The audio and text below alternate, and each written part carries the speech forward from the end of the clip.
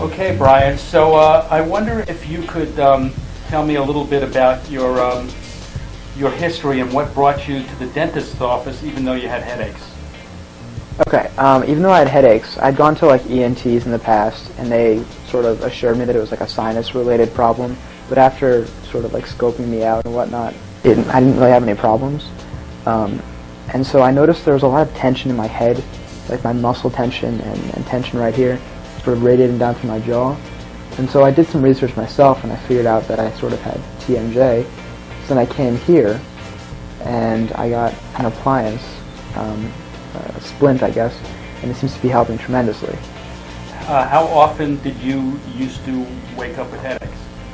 Well, recently, before I got the splint, I was a little bit stressed out, and I'd wake up most days, I'd say at least every other day, with sort of pain right around here. And you've been wearing your appliance for 2 weeks now, and how's that been going? It's been going great. I don't really have the headaches anymore.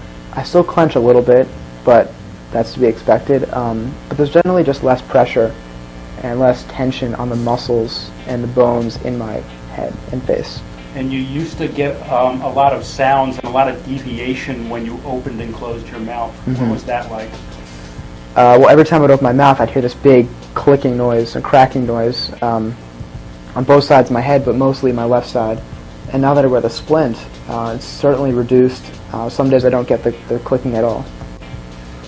Great. So, you know, the main reason why we wanted to do this, and Brian wanted to do this, was to let people know that, for one thing, they're not nuts. Because a lot of people go to their doctors saying they have headaches, and they go to several doctors, and their doctors can't find anything wrong with them. So what we really like to say is what? Okay. Well, just to consider all your options. I mean, an ENT, like an ear, nose, throat, sinus guy, is not going to be able to diagnose TMJ.